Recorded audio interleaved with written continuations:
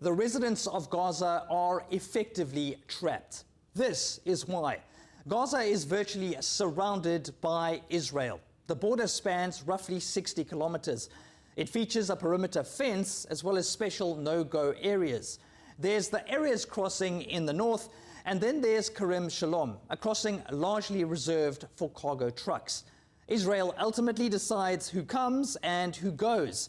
It closed both crossings when the conflict began last month. But there's another dimension to this.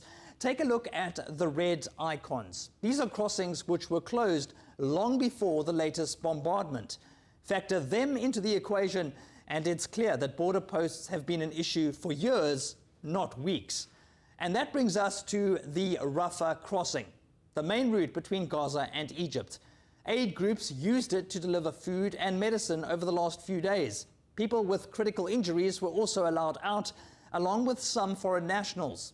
But for most residents, it's almost impossible to cross this border.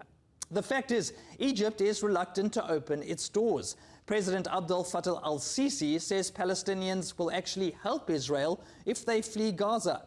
But there may be other forces at play, with al-Sisi running the risk that he imports the crisis into Egypt. The United Nations says that more than 1.4 million people in Gaza are now displaced within their own borders. Egypt may be obliged to help those who cross over, possibly for a long time. Lebanon and Jordan, for example, have played host to millions of Palestinians for decades.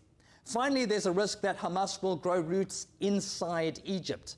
That could create instability. And again, there's a history to this. Egypt chose to restrict entries from Gaza after Hamas took power in 2007. The group responded by blowing up part of Egypt's border in 2008. And so this crisis extends quite literally beyond Gaza's borders. That makes it even more complicated and possibly even more deadly.